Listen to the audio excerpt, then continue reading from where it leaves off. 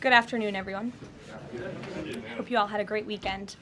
I want to start by addressing the devastation from the tragic flash floods in Texas. Moments ago, the Department of Homeland Security provided an update that 91 innocent souls have now perished. Everyone here at the White House, including the President of the United States, is praying for the victims' families and friends during this unimaginable time. President Trump swiftly signed a major disaster declaration for Kerr County, Texas, to ensure our heroic first responders have every resource they need in the relief and recovery efforts. Secretary of Homeland Security Kristi Noem traveled to Texas over the weekend, and the entire Trump administration is working hand in glove with state and local officials to provide every assistance available. The situation on the ground remains dangerous, and there could be additional public safety threats with potential incoming heavy rain, so we encourage everyone in the area to remain vigilant, listen to all warnings, and respond accordingly.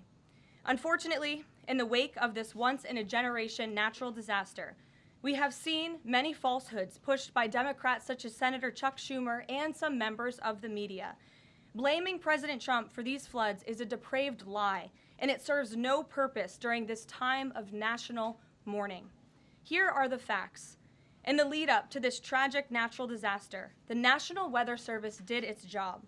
Despite unprecedented rainfall, the National Weather Service executed timely and precise forecasts and warnings. On July 3rd, the National Weather Service office in Austin, San Antonio, Texas, conducted forecast briefings for emergency management in the morning and issued a flood watch in the early afternoon. Flash flood warnings were also issued on the night of July 3rd and in the early morning of July 4th, giving preliminary lead times of more than 3 hours before flash flooding conditions occurred. And the National Weather Service office in New Braunfels, which delivers forecasts for Austin, San Antonio, and the surrounding areas, had extra staff on duty during the storms, despite claims of the contrary. So to any person who has deliberately lied about these facts surrounding this catastrophic event, you should be deeply ashamed. At this time, the administration's focus will be on giving the victims and their communities the support they deserve during these recovery efforts in this tragic time. May God bless the great people of Texas, especially the parents who have lost their children. President Trump loves you. We are praying for you, and he will be traveling to see you later this week. Moving along to some further scheduling announcements. Tonight, President Trump will host the Prime Minister of Israel, Benjamin Netanyahu, for dinner, where they will discuss the positive developments taking place in the Middle East region. Tomorrow, the President will host his 6th cabinet meeting of his 2nd term. Many of you will be invited to cover that. And on Wednesday, the President will host leaders from 5 African nations for lunch in the state dining room.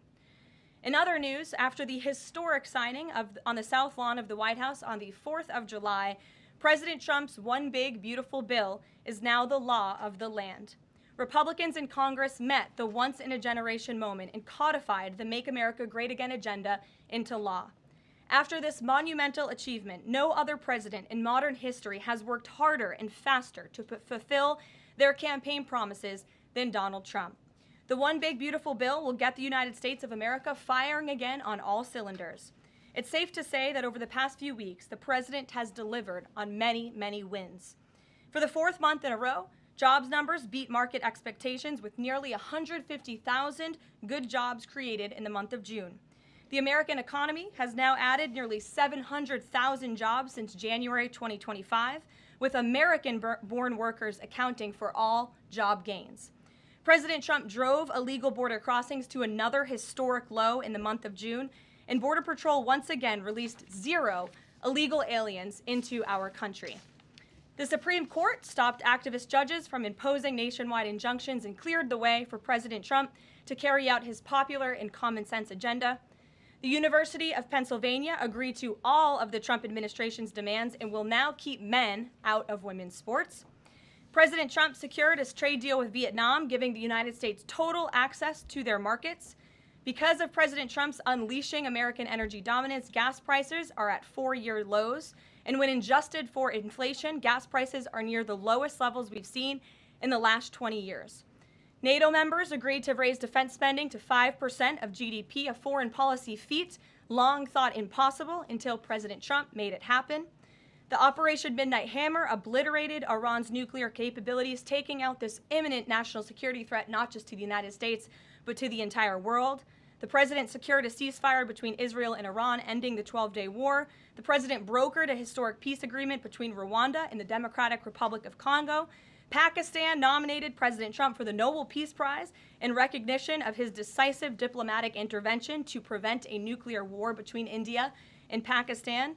Blue-collar wage growth has seen its largest increase in nearly 60 years, and President Trump has defeated Joe Biden's inflation crisis with core inflation at the lowest level since March of 2021. And just about all of that has happened in the last 3 weeks, and I know you all know it because you've been very busy here covering it along with us. So with that, I will take your questions today as we kick off another very busy week here at the White House. We'll lead with our new media seat, Brian Glenn, who is, of course, very present in this briefing room. He's put in a lot of hours covering this president, so we're glad you finally have a seat today. Brian, go ahead. It feels great to sit down. Thank you very much. You're welcome. I want to go back to the hurricane. You said that President Trump is scheduled to go to Texas later this week. Can you speculate on what day and what he has plans? Sure. The White House is currently arranging those travel plans. We hope that it will be later this week, likely on Friday, but of course we want to do it at the most appropriate time on the ground for state and local officials. We don't want to interrupt the recovery efforts, but we're planning tentatively for a Friday trip, and when that becomes final, we'll let all of you know, as we always do. And you gave a little bit of reaction earlier, but the National Weather Service, the union, actually publicly stated they had an adequate staff on hand to forecast and predict the storm. You shared your thoughts earlier on how the way the left has really weaponized this to blame the deaths in Texas on Trump. Want to comment on that again? Yeah, I just do think those comments are depraved and despicable, especially when so many Americans are mourning the loss of their children. The National Weather Service, as I said, did its job. Many experts, many meteorologists have said that. Many of you in the media, in all fairness, have said that as well. Unfortunately, not all. And many Democrat elected officials are trying to turn this into a political game, and it is not. This is a national tragedy, and the administration is treating it as such. We know the National Weather Service provided early and consistent warnings. They gave out timely flash flood alerts. There were record-breaking lead times in the lead up to this catastrophe. There is ongoing flood monitoring, and these offices were well staffed. In fact, one of the offices was actually overstaffed. They had more people than they need. So any claim to the contrary is completely false, and it's just sad that people are pushing these lies. Can I just get one more? Sure. Kind of a little bit of breaking news. The Department of Homeland Security moving to end the TPS status on Honduran and Nicaraguan migrants. Yes. Any plans to adding additional countries that you could be targeting? Just a reaction. Sure. Well, I won't get ahead of the Department of Homeland Security on additional countries, but as you pointed out, they did end temporary protective status for Nicaraguans and Hondurans in this country because TPS, temporary protective status, is temporary by definition. It is not meant to be a permanent path to residency or citizenship here in the United States of America. It was originally granted to Nicaraguans following a natural disaster in 1999. That doesn't sound very temporary to me.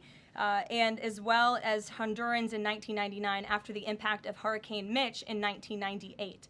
And so this administration is doing what it promised to do. And if individuals from these countries want to come here, they have a legal pathway to do it, but temporary protective status was never meant to be permanent. The previous administration abused this status and this parole program, essentially treating it as such, and we're not going to tolerate that any further.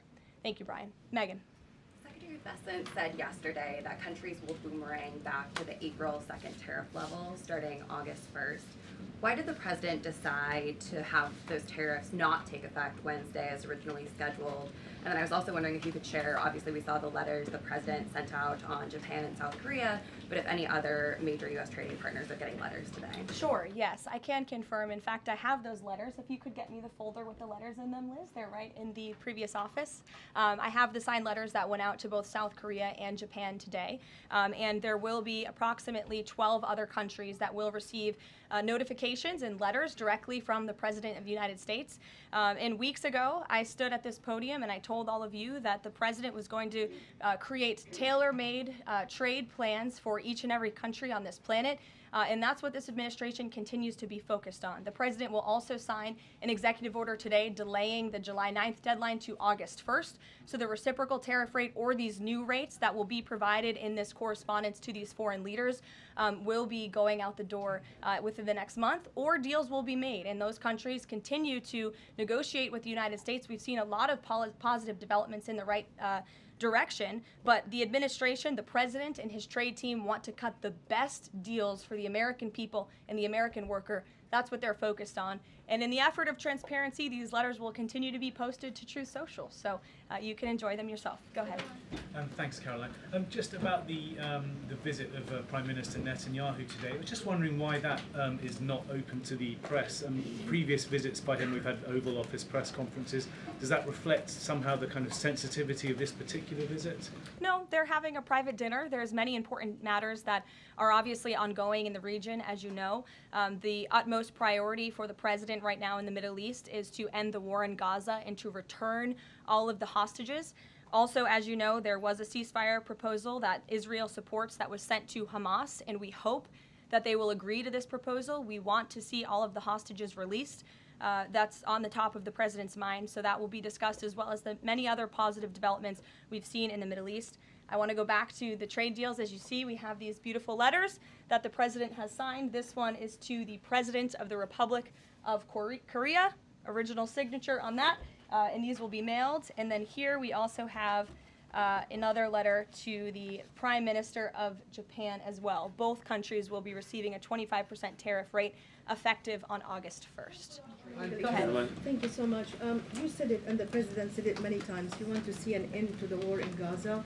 Will he give guarantees during this 60-day period of ceasefire that actually the war will end? Because this is a sticking point with Prime Minister Netanyahu, and I'm wondering if they see eye to eye on this point. And how do you see the next day? What the next day in Gaza will look like?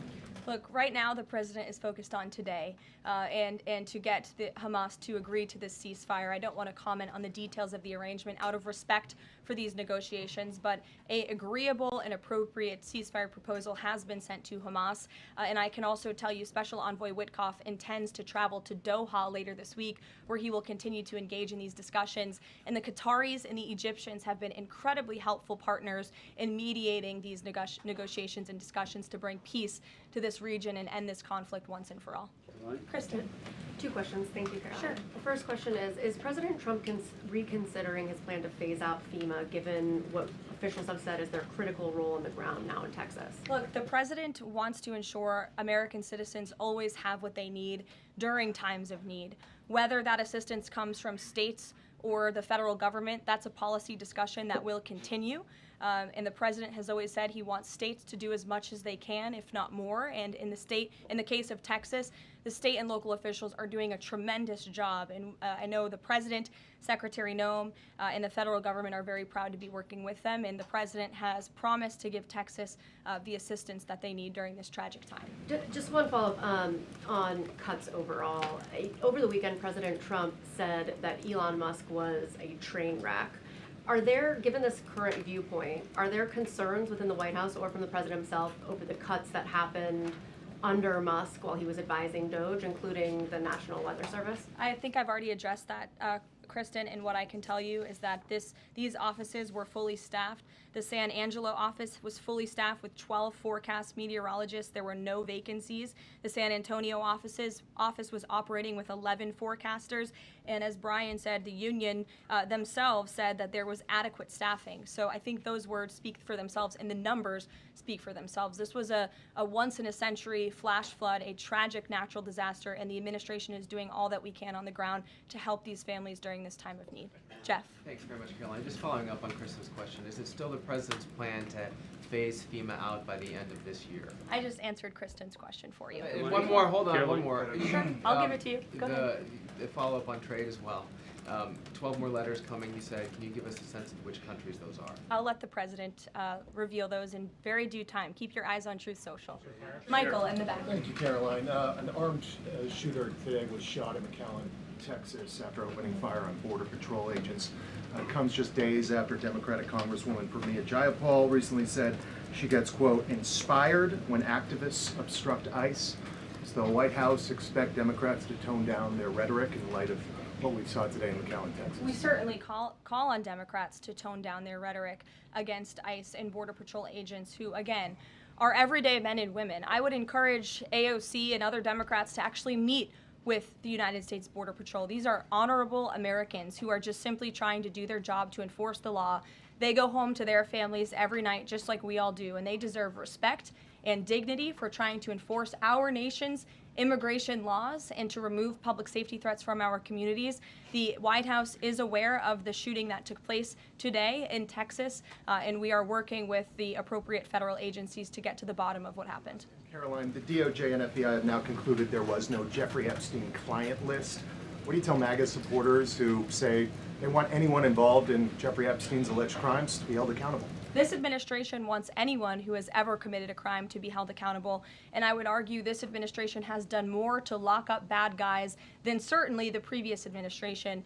And the Trump administration is committed to truth and to transparency. That's why the Attorney General and the FBI Director pledged at the President's direction to do an exhaustive review of all of the files related to Jeffrey Epstein's crimes and his death. And they put out a memo in conclusion of that review. There was material they did not release because, frankly, it was incredibly graphic and it contained child pornography, which is not something that's appropriate for public consumption. But they committed to an exhaustive investigation. That's what they did, and they provided the results of that. That's transparency. Follow up on that, Sure. Caroline. Okay, so the FBI looks at the circumstances surrounding the death of Jeffrey Epstein. According to the report, this systematic review revealed no incriminating client list. So what happened to the Epstein client list that the Attorney General said she had on her desk? Well, I think if you go back and look at what the Attorney General said in that interview, which was on your network, on Fox I've News. got the quote. Go ahead. John Roberts said, DOJ may be releasing the list of Jeffrey Epstein's clients. Will that really happen? And she said, it's sitting on my desk right now to review. Yes, she was What? saying the entirety of all of the paperwork, all of the paper in relation to Jeffrey Epstein's crimes. That's what the Attorney General was referring to, and I'll let her speak for that. But again, when it comes to the FBI and the Department of Justice, they are more than committed to ensuring that bad people are put behind bars.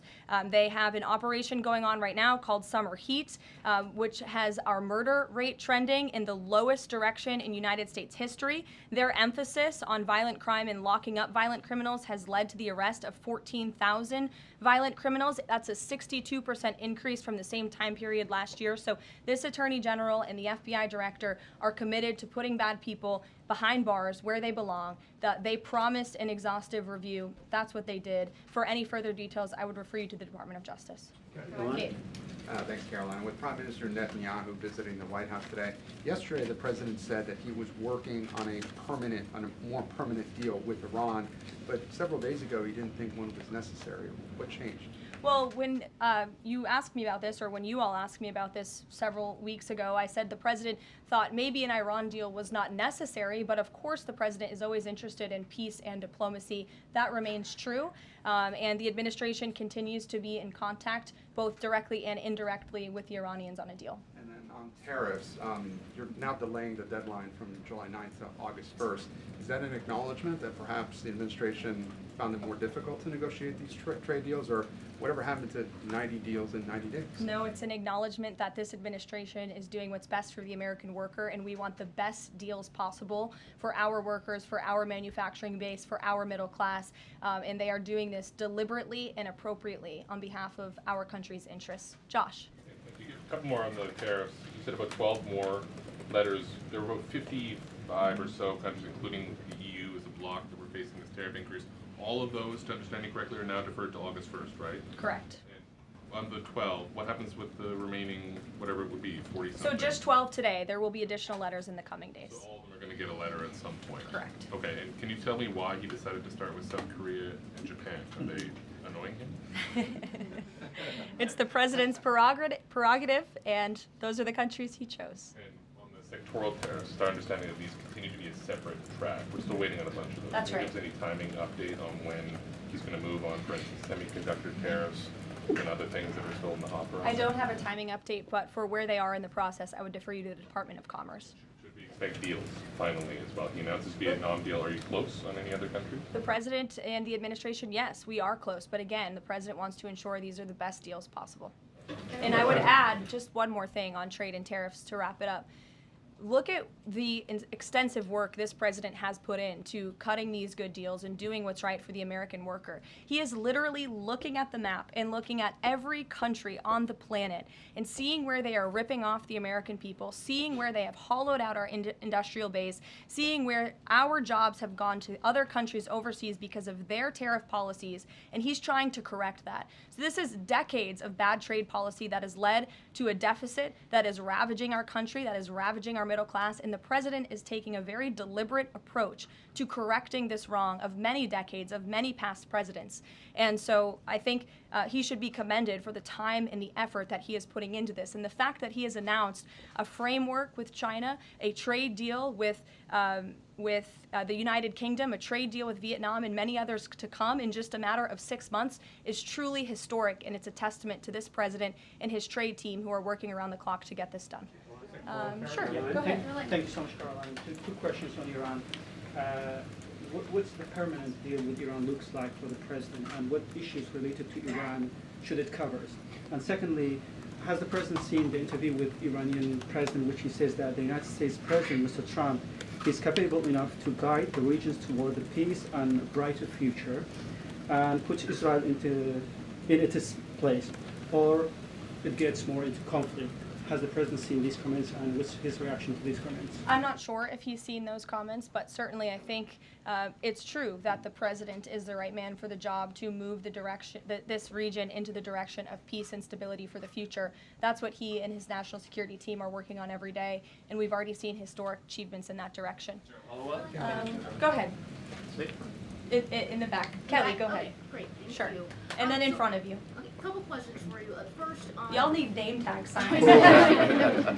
First question on the flooding in Texas. I know there has been some concern about the timing of the alerts, knowing that they did go out, but the warnings coming out in the wee hours, so while many people were likely sleeping.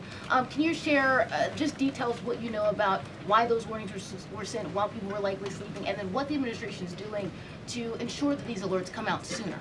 Well, the alerts imminently were sent out before the flood when people were sleeping, because the flood hit in the very early hours of the morning. So people were sleeping in the middle of the night when this flood came. That was an act of God. It's not the administration's fault that the flood hit when it did. But there were early and consistent warnings. And again, the National Weather Service did its job. On July 2nd, there were initial notices of potential weather and flooding risks were issued. On July 3rd, escalating warnings throughout the day with a flood watch issued at 1:18 p.m. And then later at 6:10 p.m. on July 3rd, the Weather Prediction Center warned of excessive rainfall and a high likelihood of flash flooding. At 6:22 p.m. July 3rd, National Weather Center issued a hydraulic warning highlighting considerable flooding risks, including in Caryville County. And then there were the timely flash flood alerts at 11:41 p.m., 1:14 a.m., and then another flash flood emergency warning issued at 4:03 a.m. just before the flood hit. So those were all of the warnings that went out to the affected area and region. Go ahead. One question on education funding Go for ahead. states and local districts. Caroline. Two questions for you related to the Prime Minister's visit today. Number one, there's a report circulating that the Gaza Humanitarian Foundation provided a proposal to the White House to build these so-called humanitarian transit areas inside and outside of Gaza. The GHF is insistent it has nothing to do with that proposal. Can you shed any light on whether the White House has received such a proposal, and if so, from whom? I'm unaware if a proposal from the Gaza Humanitarian Foundation was sent to the White House. I haven't seen it, but I can ask our National Security Council. And also a document circulating that the White House is prepared to lift the Foreign Terrorist Organization designation from HTS, the group of President al-Shara in Syria. Can you confirm that that's taking place? Again, I haven't heard that, or I'm not aware of that action taking place. As you know, we did lift particular sanctions on Syria, but we did leave them on for particular terrorist groups. If that has changed, we will, of course, let you know if there's a change in policy, but I'm unaware of one at this time. Sure, go ahead. Me? Hi, Caroline. Thank you. Ahead of and then you can go too, since you're so eager. ahead of the president's meeting with Prime Minister Netanyahu today, is there a scenario where Israel has made it clear that they will not bring an end to this war until Hamas is decimated?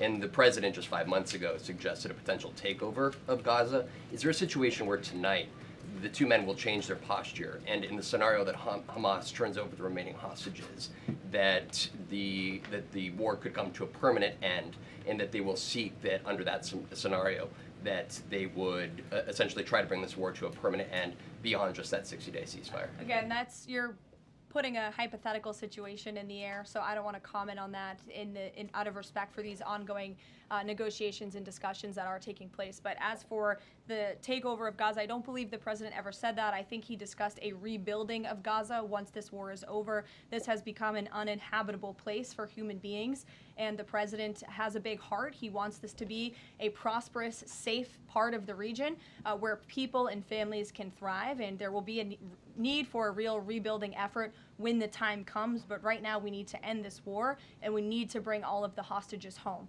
The president is adamant about that. The war tonight? Look, again, I will let the president speak for himself later if he decides to comment on the details of the agreement, but out of respect for the discussions, I won't do that from the podium. Go ahead. So Congressman Lawler and Gottheimer have introduced a bill in Congress, the Bunker Buster Act, that would allow the United States to sell B-2 bombers and bunker buster bombs to Israel. Is that something the president would support? Well, I don't know if the president's aware of the Bunker Buster Act, but I will ask him and see what his opinion on that is. I'm not sure. All right, thank you. Caroline. Thank you, Caroline. Building off of the question earlier about the shooter in Texas who targeted ICE, Axios reported today, I believe, that Democrat lawmakers were saying their constituents are calling on them to be more violent when they go to ICE facilities, including, I believe, they want them to shed blood, and that they said that Democrat lawmakers should be willing to get shot themselves. Can you respond to that, and do you have concerns that any of these lawmakers might act on the wishes of their constituents? It's hard to believe anyone with morals in this country or decency would say such a thing. Obviously, the White House condemns that rhetoric, and we condemn violence of any kind. This administration is simply trying to enforce our laws, and we must be a nation of law and order. You cannot simply waltz across our border and live here illegally and expect to stay. We are going to enforce our nation's laws, and the men and women who are doing that are doing so in a respectful way. They are doing so within the confines of the law, and they are just trying to do their jobs. And we condemn any violence or any calls for violence of any kind against any American. Go ahead. Thank you, Caroline. I wanted to ask you if... I was not calling on you, but you can go ahead. It's fine. There's a lot of people in here today. President Trump already saw the letter that the Colombian president Gustavo Petro sent him, apologizing for his comments a few weeks ago, suggesting that there was an involvement from the U.S. government in an alleged coup d'etat in Colombia. And Secretary Rubio recalled the U.S. Chargé d'Affaires in Colombia. Did President Trump saw that letter, and what do you think about the comments from President Petro suggesting that the U.S. has some kind of involvement in a coup? I'm not sure if the president has seen that letter, but I can check with him in the National Security Council. We will get you a response if you follow up with my team. We will find out for you. Caroline? Sure, go ahead. Iris, go ahead. Thank you, Caroline. Thank you, Caroline. On two topics. First, I love how excited everyone is on Monday. Yes, Raquel, you can go out. On two topics. First, tariffs. The president announced last night that any countries aligning themselves with the anti-American policies of BRICS will be charged with an additional 10% tariff. Can you tell us more details on that? What specific policies is the president talking about here? What policies should countries stay away from to avoid being subject to additional tariffs? Sure. Well, the president feels, generally speaking, that BRICS is seeking to undermine the interests of the United States. It's the president's utmost responsibility to put the interests of the United States first. That's how he views his job as president. So he's going to ensure that America is fairly treated on the world stage, and he'll take any action necessary to prevent countries from taking advantage of the United States and our people. Raquel, go ahead. On illegal immigrants, Czar Tom Homan told us this morning that ICE will have to arrest 7,000 illegal immigrants every day for the remainder of this administration to just catch the ones that were let in during the last administration. I'm wondering what the new resources and manpower, of course, given by the Big Beautiful Bill, which of course opens the door for ICE to hire additional 10,000 agents and officers. What's the administration's expectations now for daily arrest numbers going forward in the upcoming months? Sure. I'll let the Secretary of Homeland Security and her department speak on what they're looking for in terms of daily numbers. What I can tell you is I receive the daily reports each morning, and ICE is out there doing the jobs that they swore an oath to do, and they are removing public safety threats from our communities every day, and our country is becoming a safer place because of their efforts. And the One Big Beautiful Bill that is now law will give significant resources to ICE and Border Patrol to continue the tremendous work that they are already doing. And I think every American who wants to live in a safe neighborhood should be grateful for their efforts. Thank you, Karoline, Just so much. Raquel, and then I can go to you. So much.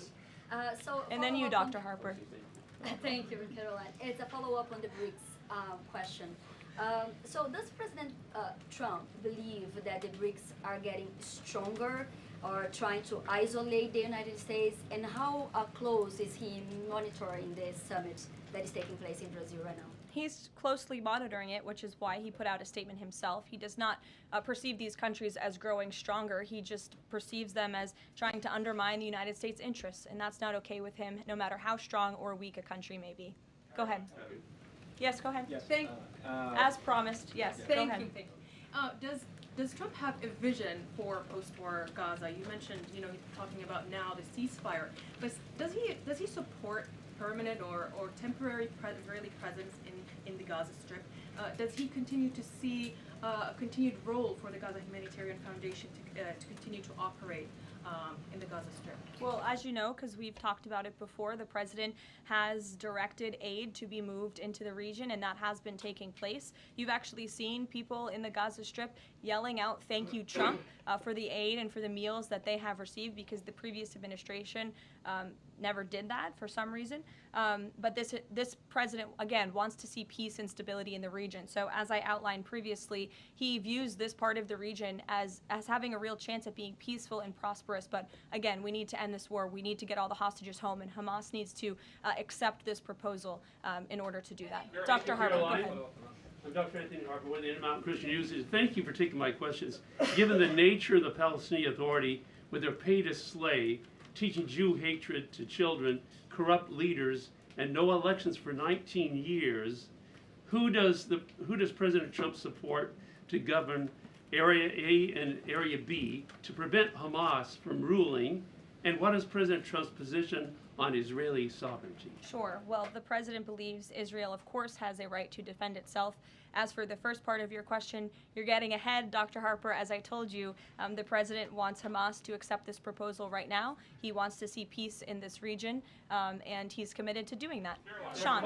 Hey, Karoline, can you just please walk us through the decision to halt the supply of weapons to Ukraine at a time when Russia is really hitting Ukrainian cities and civilians? Was that the president who decided that, or did the Pentagon do it without his approval? No, neither of those things are true. I'm happy to walk you through it. This was a standard review by the Pentagon of all weapons and all aid and all support that the United States is providing all countries and all regions around the world, not just Ukraine.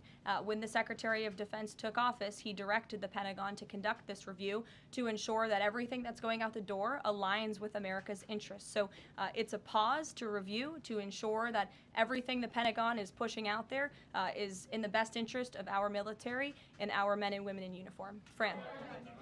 Two questions on Israel. You suggested that Hamas is the impediment currently to a ceasefire. So if not a ceasefire deal, then what does the president hope to achieve with tonight's dinner with the prime minister? Again, you guys are getting around to a lot of hypotheticals. I don't want to get ahead of the president, but there are many other issues to discuss with Prime Minister Netanyahu tonight related to the region and just the entire world. So this will be a dinner to talk about Operation Midnight Hammer, which was incredibly successful, to talk about peace in Gaza and ending that conflict, as well as many other topics of discussion in relation to Israel and the United States.